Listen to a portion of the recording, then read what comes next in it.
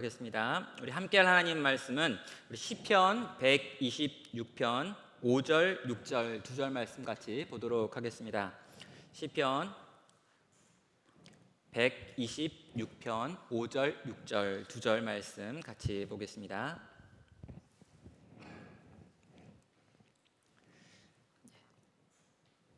126편 5절, 6절 두 절 말씀 우리 다 같이 한 목소리로 읽으면 되겠습니다. 우리 다 같이 한 목소리로 읽겠습니다. 눈물을 흘리며 씨를 뿌리는 자는 기쁨으로 거두리로다. 울며 씨를 뿌리러 나가는 자는 반드시 기쁨으로 그 곡식단을 가지고 돌아오리로다. 아멘. 오늘 저희는 진실한 공동체라고 하는 이 두 번째 시리즈의 내용으로 원형의 중요성이라는 제목으로 같이 수요 신앙 강좌 메시지를 나누도록 하겠습니다.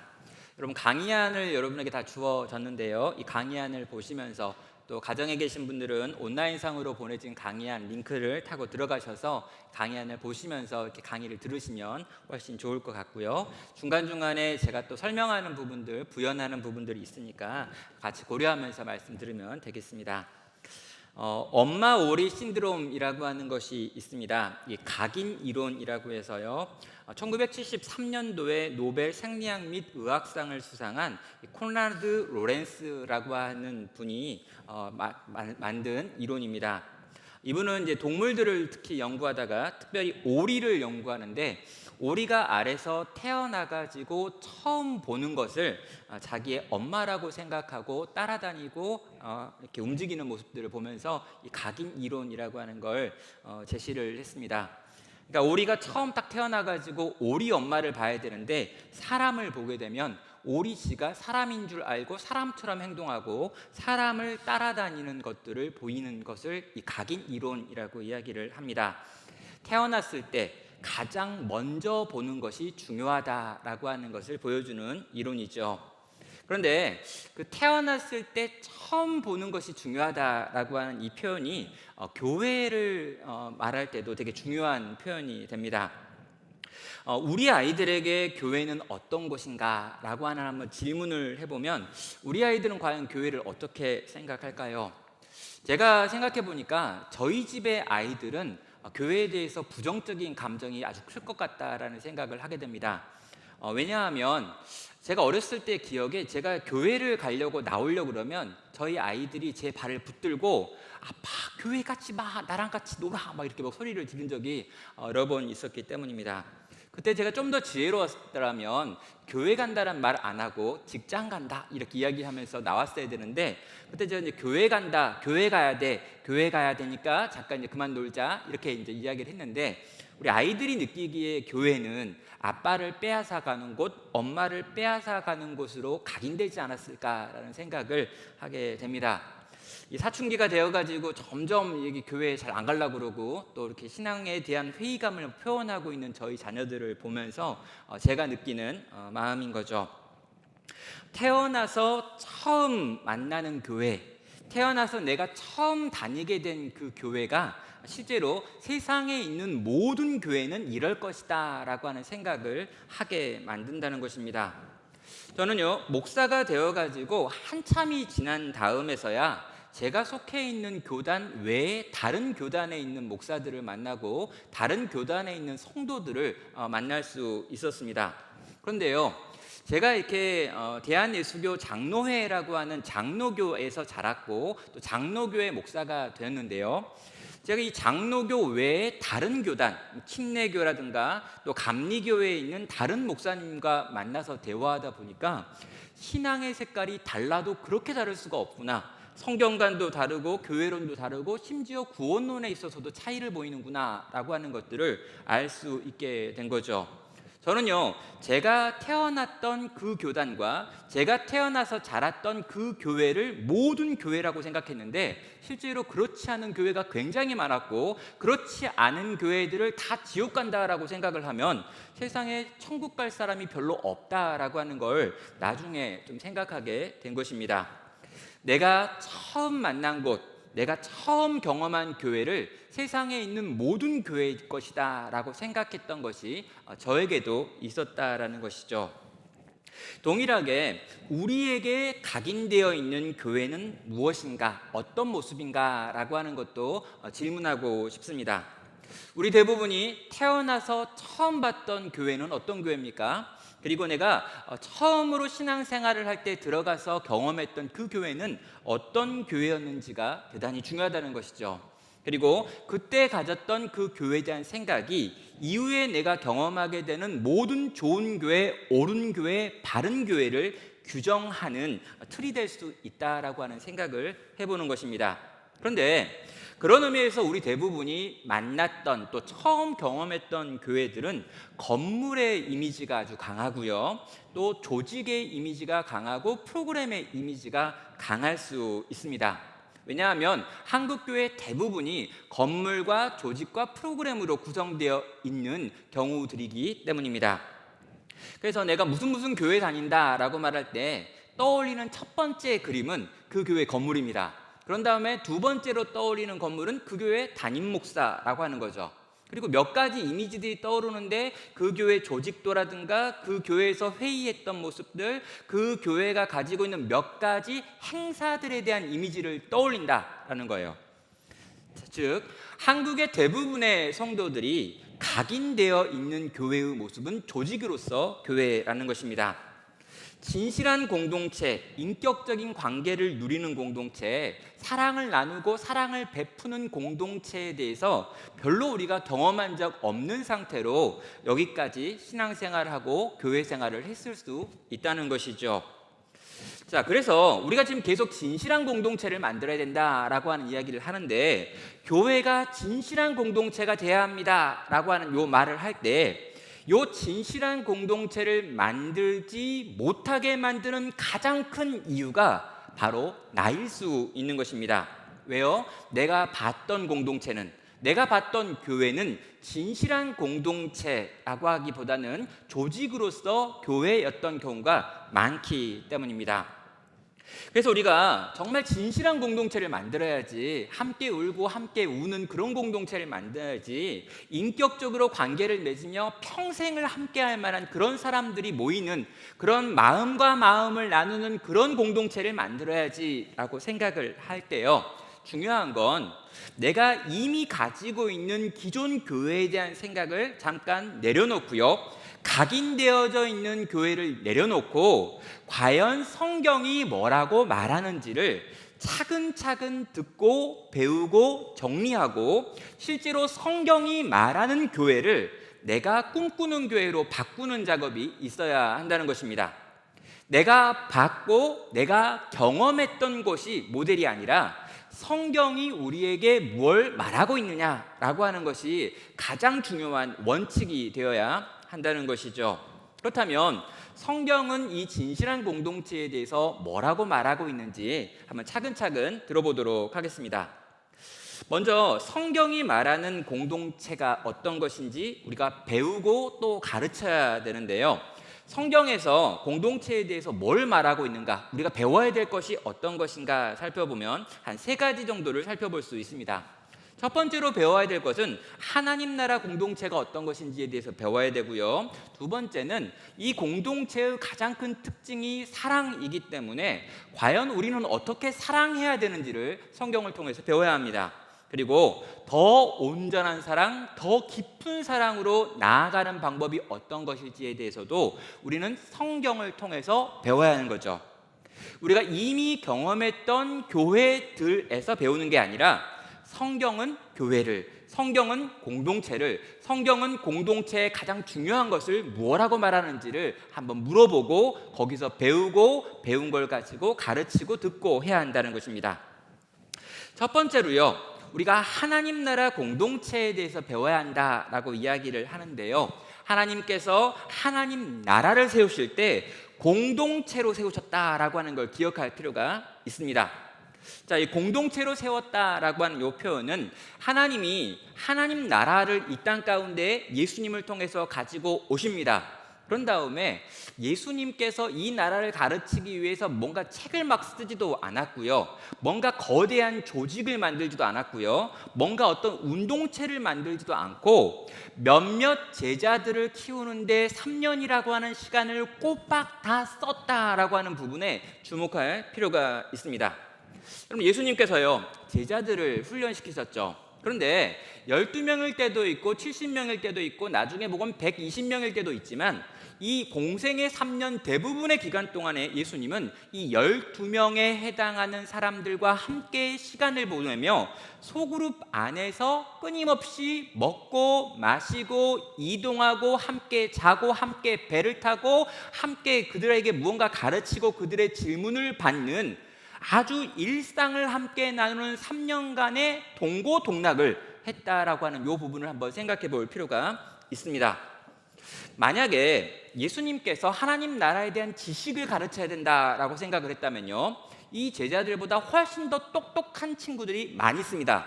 그리고 이런 친구들을 어디 모아가지고 어떤 큰 학교나 큰 홀을 빌려다가 이 한 몇 주면 가르칠 만한 내용들이에요. 그럼 몇 주만 잘 정리해가지고 쫙 가르치면 얘들이 다 받아 적어가지고 이걸 가지고 공동체를 만들고 교회를 만들고 세상을 변화시킬 수 있을 텐데, 하나님께서는 별로 공부를 못하는 것 같은 이 친구들 12명 모아놓고 3년 동안 동고동락하며 삶 전체를 공유하고 엄청나게 많이 먹고 여행하고 함께 자는 방식으로 그들에게 무언가를 가르쳤고 보여주고 그들을 훈련시켰다고 하는 이 부분입니다.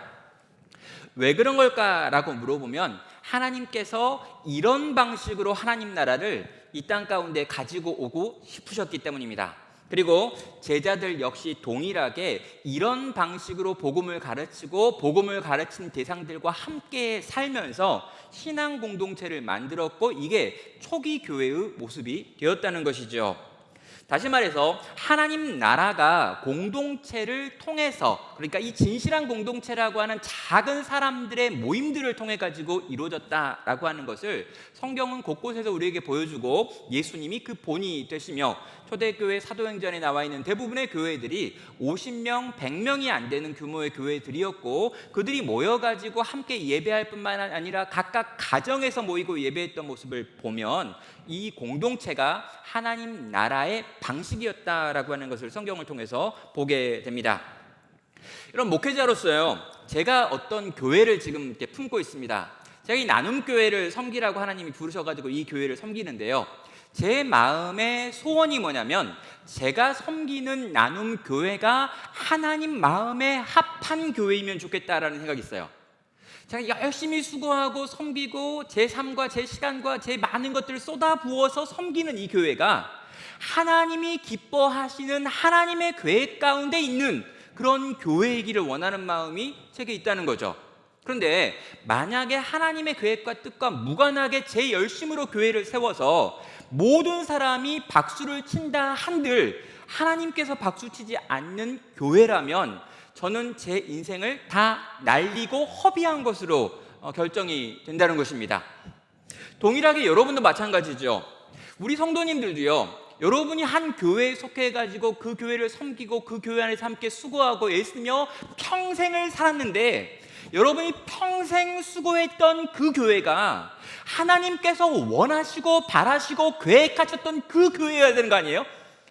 만약에 내가 평생 수고하고 한 50년을 다녔던 그 교회가 하나님의 뜻과 별로 상관없는 교회였다라고 하면요, 물론 천국 갈 거고 수고하고 애쓴 거에 대해서 하나님께서 인정하시겠지만 너무나 억울하게 우리의 인생 대부분을 허비한 것으로 여겨지지 않을까라고 하는 생각입니다.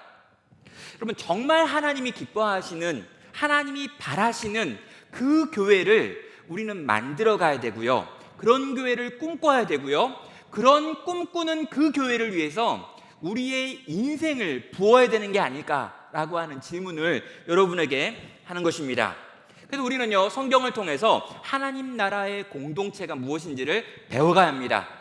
안디옥 교회가 어떤 교회였는지, 또 성경에 나와 있는 이 교회들의 이야기를 보면서 그 교회들이 가지고 있는 아름다운 것들이 과연 우리 교회 안에 있는가? 그리고 그 교회에 있는데 우리에게 없는 것이 있다면 어떤 걸 우리가 만들고 새롭게 해야 되는가라고 하는 것을 성경을 통해서 배워야 하는 거죠. 또 여러분, 우리는요, 성경을 통해서 사랑하기를 배워야 합니다. 여러분, 기독교는요, 사랑의 종교라고 이야기를 합니다. 그래서 기독교를 상징하는 표현이 뭐냐? 그럼 사랑입니다 라고 대부분 우리는 어렸을 때 배웠죠. 불교에서는 자비라고 배웠고, 유교에서는 인의예지 이런 것들을 가지고 이야기를 합니다. 그런데 우리는 기독교 딱 하면 사랑 딱 이야기를 하죠. 그래서 우리는요, 온통 기독교를 사랑과 연결을 시킵니다. 그래서 뭐 이렇게 하나님은 사랑이시다 이런 로고가 붙어있는 교회도 있고요, 사랑이 제일 중요하다 했고 사랑 제일 이런 교회도 있고요. 아무튼 사랑이 굉장히 중요한 거라는 걸 다 알아요. 근데 문제는 뭐냐면, 사랑이 중요하다고 이야기하고 서로 사랑하십시오라고 이야기하지만 이 사랑을 구체적으로 어떻게 해야 되는지에 대해서 별로 가르치지도 않고 별로 배워본 적도 없다라고 하는 요 부분입니다. 여러분, 사랑을 어떻게 해야 되는지 우린 진지하게 잘 고민하지 않는다는 거죠. 그리고 성경은 사랑이 어떻게 하는지에 대해서 굉장히 세세하고 자세하게 이야기하는데 이런 부분들을 우리는 배우지 못했다라는 부분입니다. 우리는요, 이 진리가 있고 하나님의 말씀이 있고 이 말씀에 나와 있는 사랑의 기술들을 배워야 합니다. 그러니까 여러분, 사랑하라라고 하는 이 명제가 아니고요, 사랑해야 합니다라고 하는 걸 넘어가지고요, 하나님은 사랑이시다라고 하는 걸 넘어서요, 사랑을 어떻게 하는지에 대해서, 요 어떻게에 대해서 나와 있는 성경 구절들이 굉장히 많고, 이런 구절들을 차근차근 배우고 실제로 그것들을 행할 수 있는 그런 공동체가 되어야 한다는 것입니다. 그래서요, 사랑을 하는 공동체를 꿈꿔야 되는데요, 사랑의 원리를 희생적, 투명성, 구체적, 중심에 기초한 이라고 하는 표현들로 써가지고 우리가 이제 이전에 풍삼기라고 해가지고 제자훈련 과제에서 함께 공부한 적도 있는데요, 사랑을 하려면 분명 내가 뭔가를 손해봐야 합니다.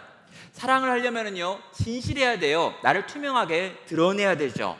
사랑은요, 아주 구체적인 거지 개념이 아닙니다. 사랑은요, 그리스도에게서 나오는 것이어야지 내 기질이나 성향의 결과가 아니죠. 이렇듯 성경이 우리 가운데 보여주고 있는 사랑의 기술들을 우리는 적극적으로 사용하고 또 사용할 수 있는 것이 돼야 되는 겁니다. 그런 의미에서 여러분, 교회가 너무 커지고요, 내가 대부분의 성도들의 얼굴도 모르고 이름도 모르는 관계가 되면 우리는 교회에서 사랑하기를 포기하게 됩니다. 여러분, 얼굴도 모르고 이름도 모르는데 무슨 사랑입니까? 그런 의미에서 우리는 교회 공동체 안에서 우리가 얼굴과 이름과 상황을 알만한 작은 그룹들을 만들고 그 그룹 안에서 사랑을 실제로 경험할 수 있어야 되는 거죠. 그래서 우리에게 소그룹이 있는 거고, 우리 교회 안에 작은 교회라고 하는 모임들이 있는 거고, 서로의 이름을 알만한 작은 그룹들이 교사 모임이건 뭐 찬양대 모임이건 다양한 종류의 모임들로 우리 안에 있는 겁니다. 그리고 이 속에서 우리는 실제로 아주 구체적으로 사랑하는 법을 배우고 사랑하는 법을 가르치고 실습하게 되는 거죠. 여러분, 우리는요, 교회 안에서 이 소통의 기술을 좀 배울 필요가 있습니다. 다른 사람이 말할 때 잘 듣는 법을 배워야 돼요.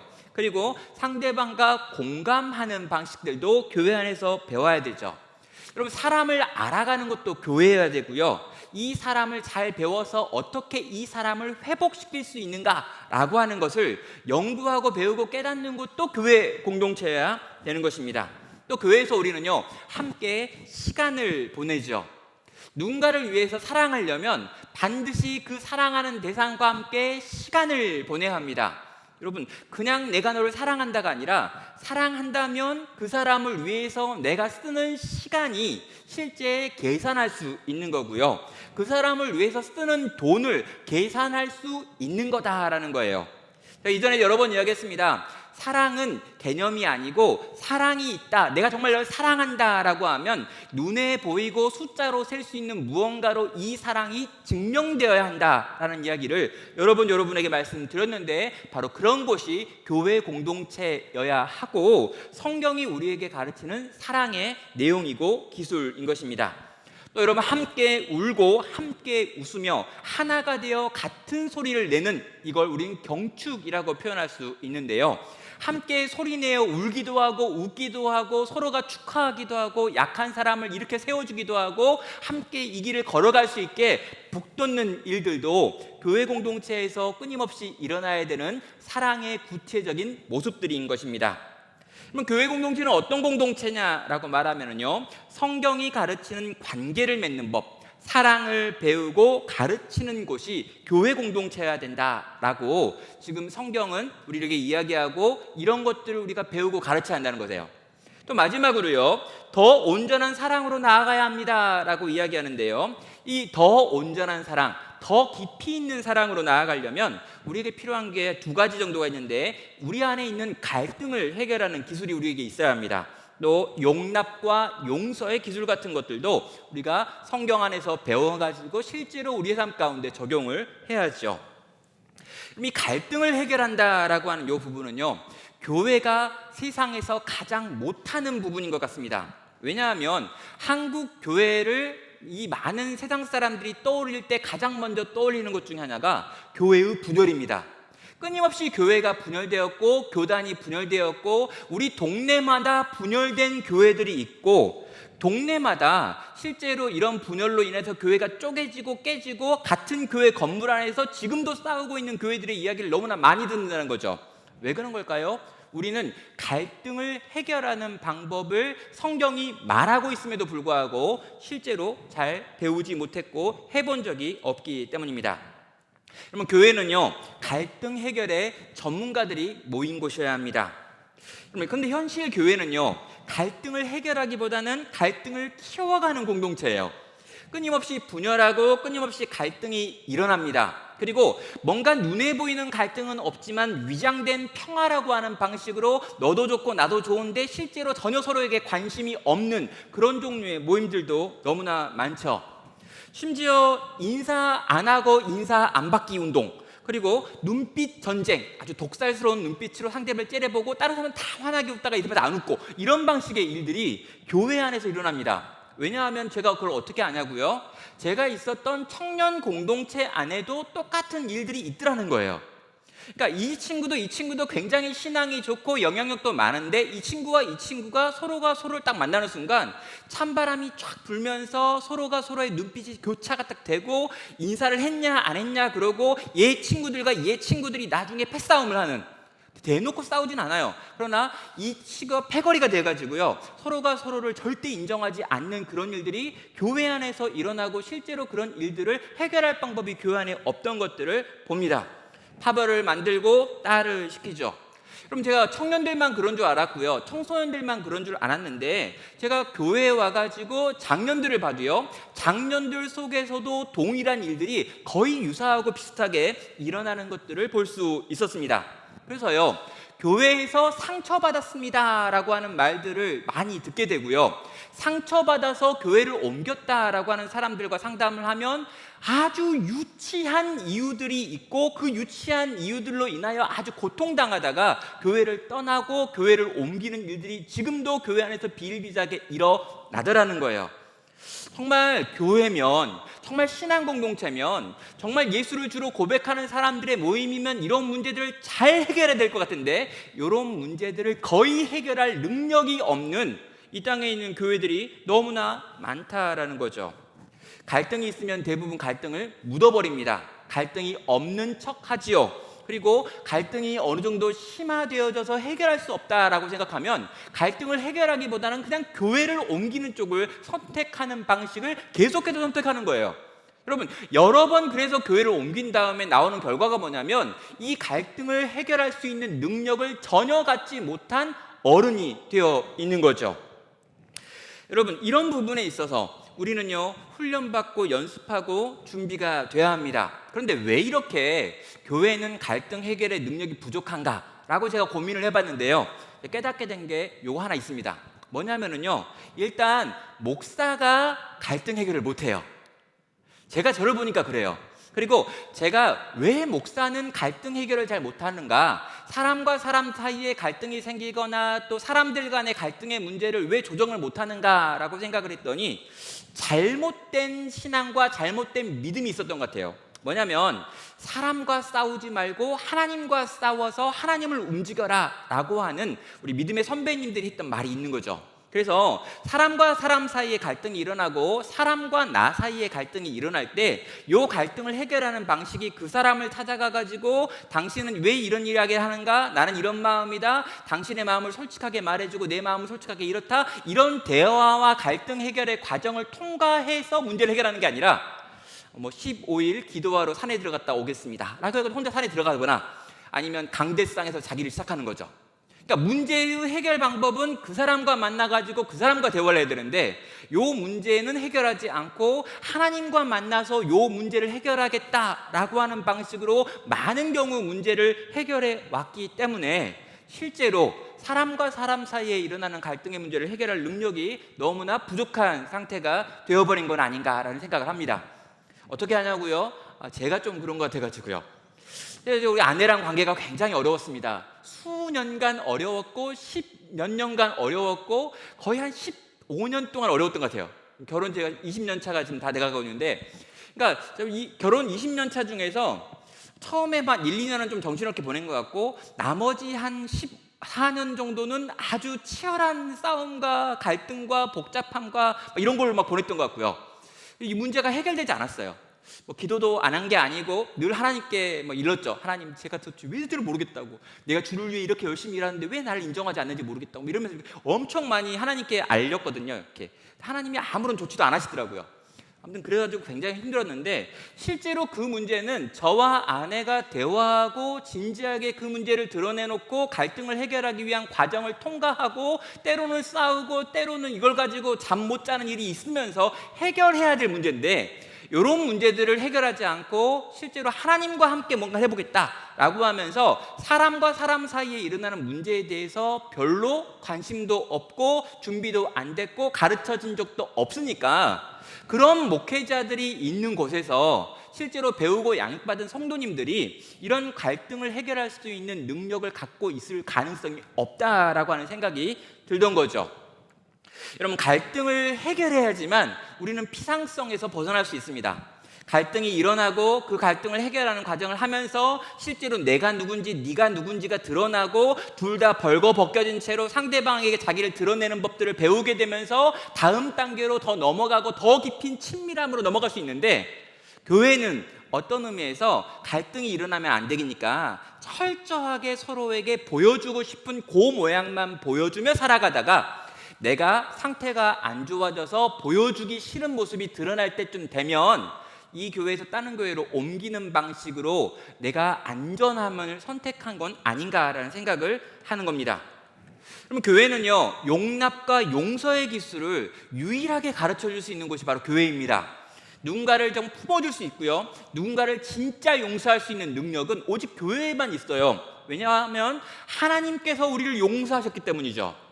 여러분, 1만 달란트 빚진 우리의 이 빚을 탕감하시는 하나님의 구원의 은혜를 경험했기 때문에 우리는 100데나리온을 우리에게 빌려간 자를 용서할 수 있는 겁니다. 그런데 이 놀라운 구원을 선물로 받은 우리가 우리에게 해코지하고 우리에게 손해를 입힌 자를 평생 두고 미워하며 용서할 수 없는 건 성경이 우리에게 이미 가르치고 있는 것들을 형격하게 따라할 수 없는 우리들의 아주 유치한 수준의 믿음에 우리가 또 머물러 있다라고 하는 것들을 보게 되는 것이죠. 정리하면 무엇입니까? 성경은요, 우리가 진실한 공동체를 세울 수 있는 충분한 도구들을 우리에게 이미 제시했다는 거예요. 하나님 나라 공동체가 어떤 것인지 보여줬고, 사랑이 어떤 건지 가르쳐줬고, 더 좋은, 더 깊은 사랑이 어떤 것인지를 성경은 여러 가지 방식으로 끊임없이 우리에게 제공했는데 우리는 그런 것들을 거의 사용하지 않은 채 교회 생활을 하고 있었다라고 하는 것입니다. 그래서 우리는요, 성경이 우리에게 보여주고 있는 공동체를 봐야 하고요, 성경이 말하는 그런 공동체를 실제로 경험하는 일들이 일어나야 합니다. 왜 그럴까요? 배워서 아는 게 아니고 경험해야 알기 때문입니다.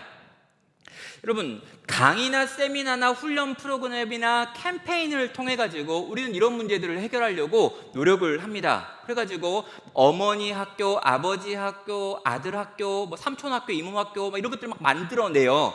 막 문제가 많으니까 시댁과의 관계를 맺는 법 이렇게 가지고 강의 막 하고 이런 여러 가지 세미나들과 강의들이 있습니다. 또 부부관계를 어떻게 해야 되는가, 자녀를 어떻게 돌봐야 되는가, 이런 것들을 세미나나 교육을 통해서 많은 곳에서 가르치는 일이 있고 교회에도 이런 일들을 하고 있죠. 그런데 이것들이 필요 없다가 아니라요, 많은 경우에 이런 세미나를 받고 잠깐 변화를 보일 수는 있지만 다시 원상태로 금방 돌아가고 있는 우린 이미 여러 번 경험한 적이 있습니다. 왜 그럴까요? 무언가 우리의 변화가 있고 이 변화가 나의 삶의 습관과 나의 어떤 정체성이 되려면 꽤 긴 시간 이것을 존속할 수 있게 만드는 무언가가 있어야 되는데 그런 것이 없이 그냥 몇 주의 훈련, 몇 주의 세미나, 몇 주의 내용을 가지고 이런 것들을 할 수 있다고 생각했기 때문입니다. 그래서요, 이런 방식으로 우리가 변화될 수 없다면 진짜 변화될 수 있는 방법이 뭐냐라고 물을 때요, 여러분, 한 공동체를 세워가는 실제를 보여줘야 된다라고 하는 이야기를 지금 하고 있습니다. 뭐냐면 이런 방식의 사랑을 세미나가 아니라 실제 이 사랑을 하고 있는 공동체 안에 들어가서 그 공동체가 그 사랑을 하고 행하고 자라가고 커가는 요 과정을 함께 쭉 그냥 같이 살아가는 거예요. 이렇게 쭉 살면서 이것이 나의 삶의 습관이 되고 이것이 나의 삶의 정체성이 될 때까지 함께 살아가며 함께 경험하며 함께 보며, 그래서 내가 무언가 배우지 않아도 뭔가 이렇게 정리되어 있는 노트에 기록된 것이 없어도 그렇게 살고 있는 우리를 경험하게 되어지는 그런 공동체가 있다면 우리는요, 변화될 수도 있고 주님이 기뻐하시는 성경이 말하는 그런 공동체를 살아갈 수 있다는 것입니다. 그럼 먹고 마시고 이야기하고 예배하고 기도하는 그런 공동체가 우리 가운데 있고 그 공동체 가운데 내가 들어가서 함께 그들과 산다면 어떤 일이 벌어질까요? 내가 시간이 가고 더 많은 시간을 함께 보내는 과정 속에서 나도 그런 일을 할 수 있는 사람으로 변화되어 있는 것들을 경험하게 된다는 것입니다. 그럼 로버트 뱅크스라고 하는 분이요, 1세기 교회 이야기, 1세기 그리스도인의 하루 이야기라고 하는 아주 짧은 이야기책을 두 권 썼는데요, 이 책에 보면은 이 1세기 교회의 예배 이야기라고 해가지고 책이 있는데 여기 한 그리스도인이 이제 예배를 드리는데 예배의 그 모든 과정을 쭉 설명하는 이야기예요. 그런데 이 이야기를 보면 거기에 무슨 이렇게 어떤 형식, 구조, 예배당, 설교하는 사람 이런 것들이 정해지지 않고요, 한 집에 가서 그 집에서 하루 종일 같이 시간을 보내고 먹고 대화하고 서로 사랑하고 문제를 가지고 기도하고 또 찬양하고 너무너무 피곤해서 집에 돌아가는 그 이야기가 나오면서 그걸 1세기 교회 예배 이야기라고 하는 제목으로 책이 나와 있습니다.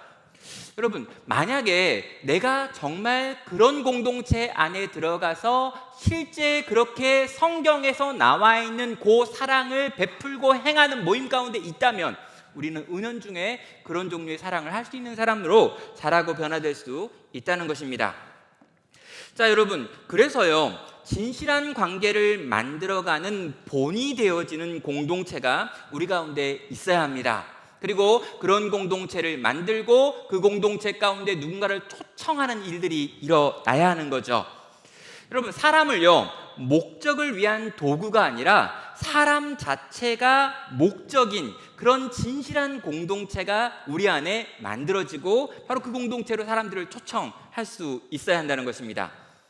또 여러분, 이런 공동체를 세워갈 뿐만 아니라 갈등을 극복하는 일들도요, 공동체 안에서 가능합니다. 그럼 목회자와 성도 간의 갈등을 해결해야 되고요, 성도와 성도 간의 갈등의 해결이 일어나야 합니다. 어디서요? 공동체 안에서요. 의견이 충돌하고 오해가 일어나는 문제들, 배신받고 또 상처받고 하는 이 모든 순간들을 견디는 것이 어디서 가능하냐면 주께서 피로 사신 주의 몸된 교회 공동체 안에서 가능한 거예요.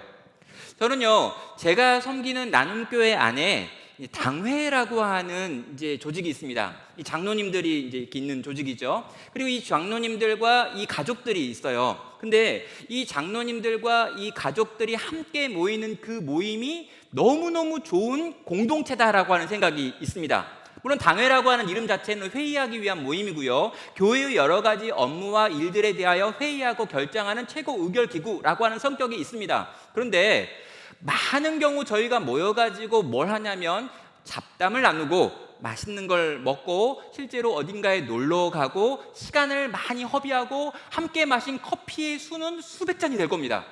회의는 조금, 이야기는 많이, 허비하는 시간은 엄청나요.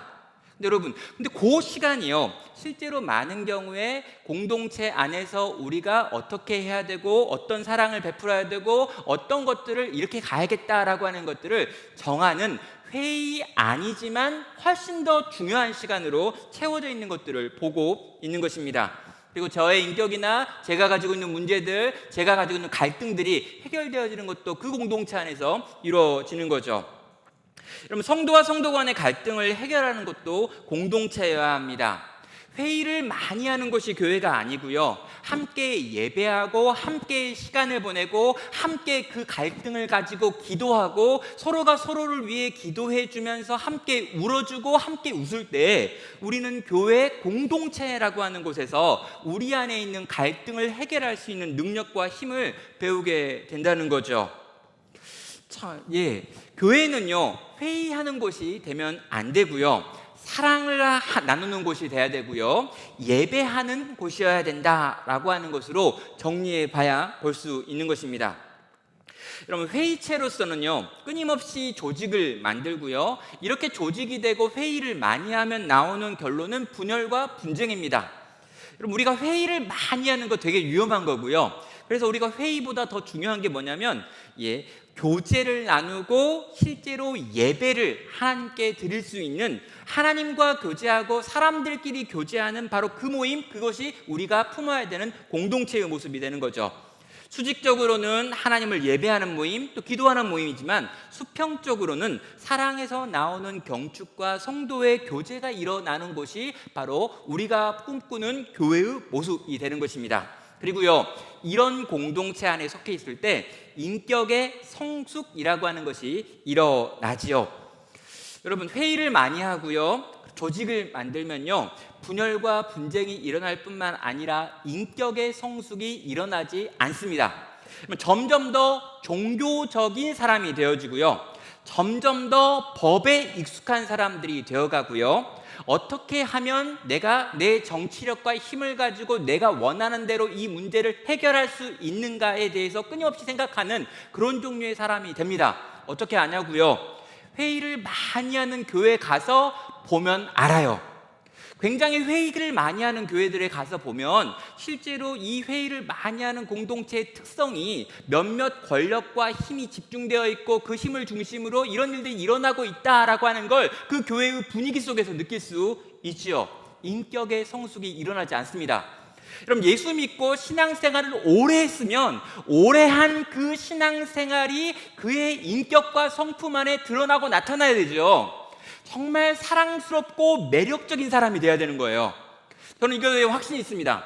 내가 예수를 바르게 믿고 그리고 정말 예수님을 잘 믿고 예수님 뜻대로 살아가려고 하는 신앙 공동체에 소속이 되어 있다면 내가 이런 신앙생활을 10년, 20년을 하고 난 후에 나는 지금보다 훨씬 더 매력적인 사람이 돼야 돼요.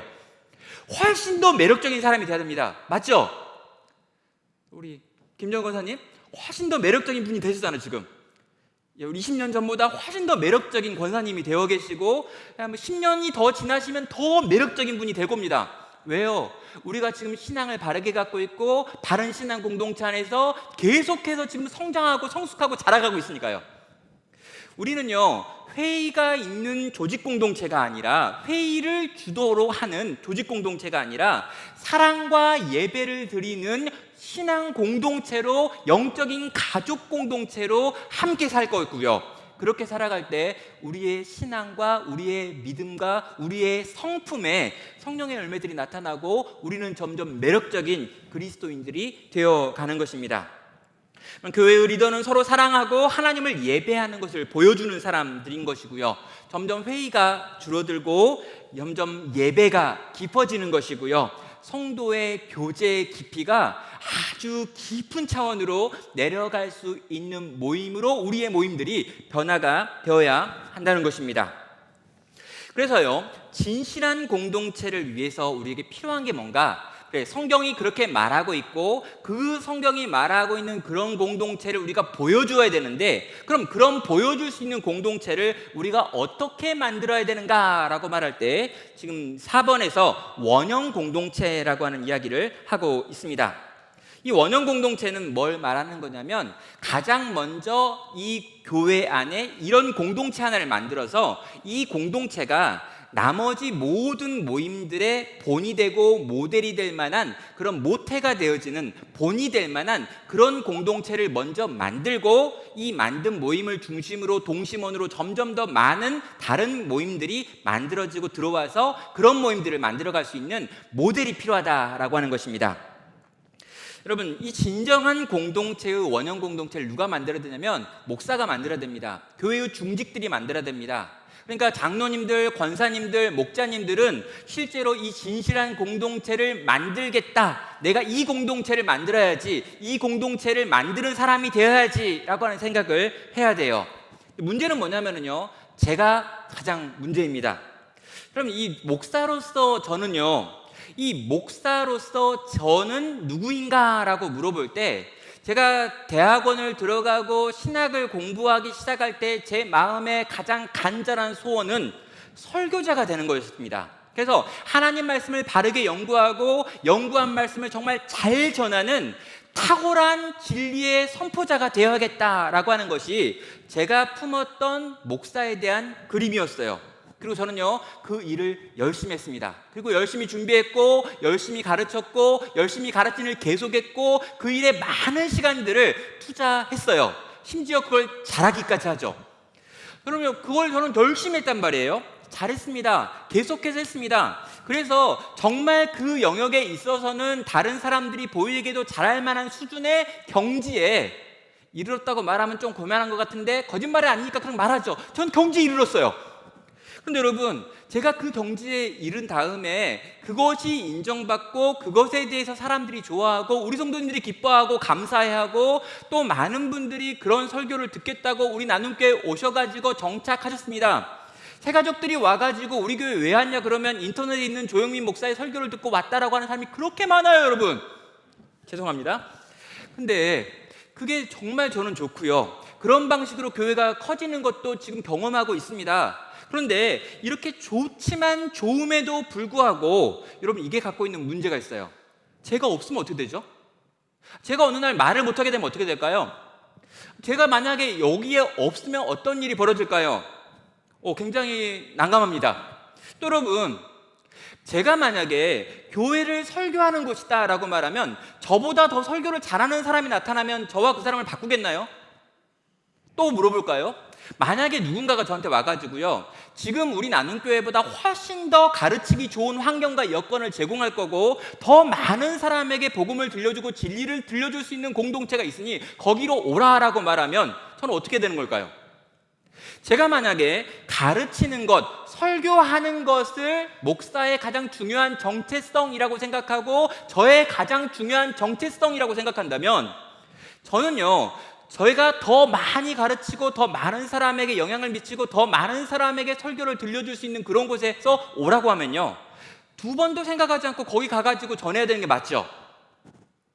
여러분, 이상한 겁니다. 아니, 또 동일하게요, 정말 나보다 더 잘 가르치고 더 공부를 많이 하고 더 잘 이렇게 가르칠 수 있는 능력을 가진 사람이 나타나면 그 사람에게 어느 때건 이 자리를 물려주고 가야 되는 사람이기도 하는 거죠.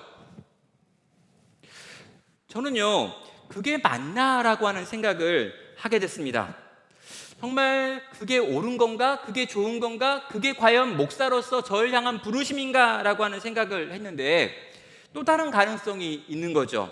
만약에 제가 설교하는 것을 제 정체성으로 삼는 것이 아니라 사랑하는 자를 정체성으로 삼는다면, 주님의 몸된 교회 공동체를 세우는 자가 저의 정체성이라면, 주께서 피로 사신 몸된 교회를 세우는 거, 그럼 정말 주님이 기뻐하시는 교회를 세우는 그 일이 저의 일이라고 생각한다면 저는요, 그런 상황과 그런 역경과 그런 환경이 온다 할지라도 제게 하나님이 보내주신 이 교회, 그리고 이 공동체, 이 나눔교회에서 목사로서 삶을 살 수 있다는 거죠. 여러분도 마찬가지죠. 저보다 더 잘 가르치는 사람들은 앞으로 계속 나올 겁니다. 그러나 저보다 더 사랑하는 사람을 찾기는 굉장히 어려울 거예요. 저는 여기 벌써 6년이나 있었고 다른 분들은 아무리 와봐 사랑한다고 해도 뻥이잖아요. 그렇다면 여러분, 사랑하는 사람과 함께하기 원하겠다라고 한다면 저는 사랑받는 사람들과 사랑하는 사람들과 함께하기를 선택하겠다는 거죠. 저는요, 제가 생각하는 목사, 제가 생각하는 목회자가 뭘 해야 되는가, 목사는 저는 뭘 해야 되는가라고 하는 거에 대해서 설교자, 가르치는 자의 정체성이 중요하기는 하지만 사랑하는 자, 공동체를 세우는 자의 정체성이 더 중요하고 이 일을 위하여 설교한다라고 하는, 설교가 우리의 도구가 되어야 된다라고 하는 생각을 요 이야기를 정리하고 배우면서 하고 있는 겁니다. 한번 이런 이야기 한번 해보세요. 제가요, 누구한테 전화를 했어요. 그러니까 제가 누구한테 딱 전화를 걸었는데, 이 전화를 저한테 걸었더니, 우리 성도님한테 전화를 걸었더니 이 성도님이 저한테 이제 말하는 거죠. 목사님, 왜 전화하셨어요? 이렇게 질문한 거예요. 왜 전화하셨어요? 라고 딱 질문했는데, 제가 하고 싶은 대답이 뭐냐면요, 그냥요. 이거 있잖아요, 그냥요. 아시나요, 그냥요? 그냥. 그러니까 여러분, 제가 전화하면 뭔가 다 이유가 있는 줄 알죠? 우리 권사님들한테 제가 전화하면요, 권사님들 다 무서워해요. 혹시 대표기도 시킬까봐, 혹시 뭐 다른 일 시키려고 전화한 게 아닐까. 그래서 왜냐고 꼭 물어봐요. 왜 전화했냐고. 마찬가지죠. 제가 전화하면 여러분 다 부담스럽잖아요.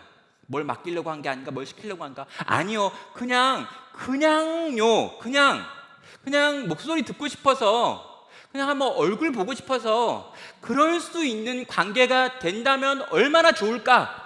그리고 우리 교회 안에 있는 여러 성도님들이 실제로 서로 연락을 해서 이유가 있는 게 아니라 그냥 당신 목소리 한번 듣고 싶어서 전화했다라고 말하고, 집 앞에 찾아가가지고 초인종을 눌렀는데 왜 왔냐고 물어봤더니 그냥 얼굴 한번 보려고 라고 할 수 있는 그런 관계가 되면 얼마나 좋을까라고 하는 생각을 하게 되는 겁니다. 여러분, 정말 교회 공동체에서 그런 일들이 일어나면 좋겠다라는 생각을 하는 거죠. 자, 그런 공동체를 만들기 위해서 저 역시 저의 정체성을 바꿔야 합니다.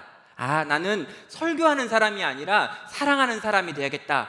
교회의 모든 리더들은 생각을 바꿔야 합니다. 교회의 작은 교회 목자들이 성경을 가르치는 자가 되려고 하는 게 아니라 사랑하는 자가 돼야 되는 거고요. 장로님들과 권사님들이 교회를 바라보면서 내가 뭔가 여기서 내 권위를 주장하고 내가 생각하는 어떤 정책을 구현한다, 이런 게 아니라 정말 가장 많이 사랑하는 사람이 돼야겠다라고 하는 걸로 우리 생각을 바꿔야 한다는 거죠.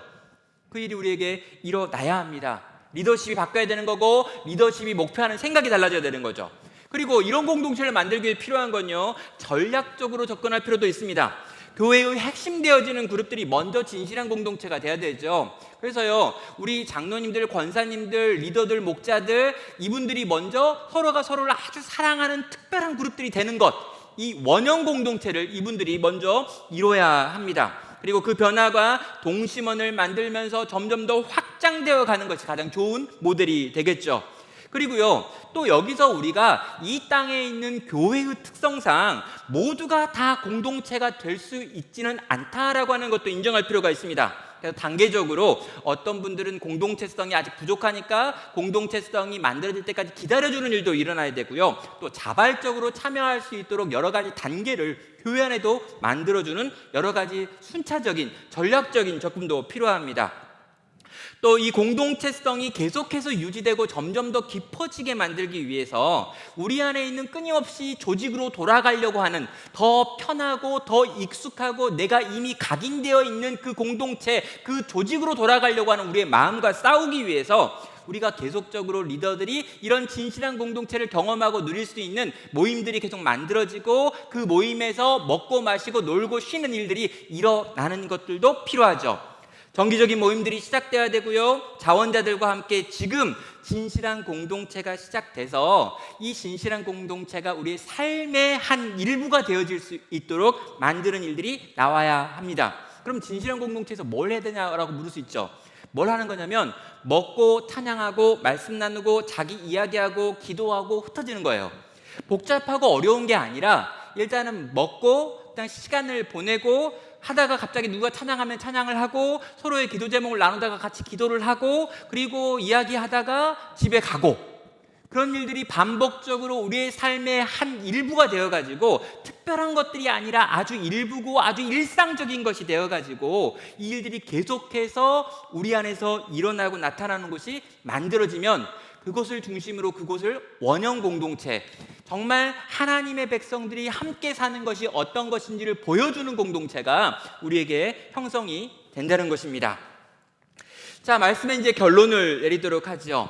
각인 한 공동체라고 하는 표현을 써봤는데요, 새신자가 나눔교회에 왔습니다. 그런데 이 나눔교회에 왔던 이 온 새신자가 이 교회를 딱 보고 뭘 느낄까요? 무슨 생각을 할까요?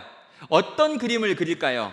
이 교회를 보고 이건 조직이구나 라고 하는 생각을 할까요? 아니면 공동체구나 라고 하는 생각을 할까요? 여러분, 어떤 것을 보여주고 어떤 것을 보여주기 원하나요?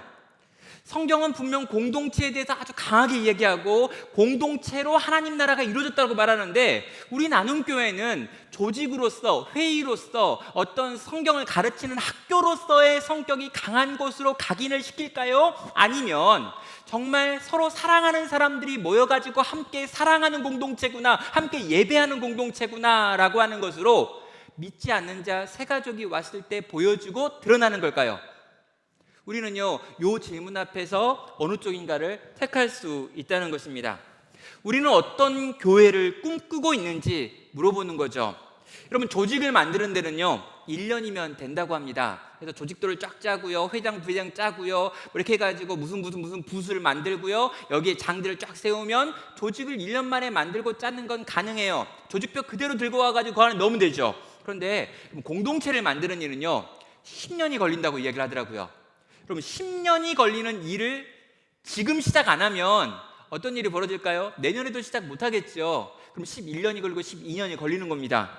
그럼 공동체 하나를 만들고 정말 마음과 마음을 나누는 그런 모임들이 만들어지고 함께 예배하고 함께 삶에 간섭하고 함께 어떤 갈등을 해결하고 죄와 싸워주고, 정말 네가 정말 아프면 내가 아픈 그런 사람들이 모여있는 그런 모임들을 만들려면 시간이 필요해요.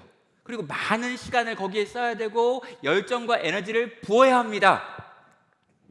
제가 나눔교회에 와서 벌써 6년이거든요. 그리고 6년이 되고 이제 7년을 바라보는데 제가 정말 이렇게 안타까운 게 뭐냐면요, 6년 전에 뵀던 우리 장로님들, 우리 권사님들이요, 요 6년 지났는데 많이 늙으셨어요. 예전에는 그냥 아줌마였는데 이제는 이제 할머니가 다 되어가고 계시고요.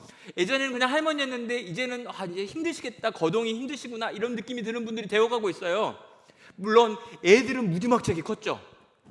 6년밖에 지나지 않았는데 실제로 많은 시간이, 기회의 시간이 지나가 버렸기 때문에 어쩌면 더 놓치면 안 되겠다라는 생각을 하는 거죠. 왜요? 정말 좋은 공동체는 단기간에 만들어지는 게 아니고, 이런 공동체 만들려면 시간이 많이 필요하고 시행착오가 필요한데 이 일을 할 수 있을 때 해야겠다라는 생각을 하게 되기 때문입니다. 여러분, 진실한 공동체로 각인되는 새가족과 다음 세대들을 한번 꿈꿔보세요. 우리 교회가 있는데 이 교회에 오는 사람이 이 교회를 딱 보는데, 와, 이 교회는 진실한 공동체구나, 정말 사랑하고 정말 예배하는 생명력 있는 가족, 영적 가족 공동체구나 라고 하는 걸요 새가족이 딱 봤을 때 느끼는 거예요. 그리고 우리 청소년들이 우리 어른들을 보면서 막 느끼는 거죠. 우리 청년들이 우리 교회에 있는 어른들이 모여있는 모임을 보면서 느끼는 거예요.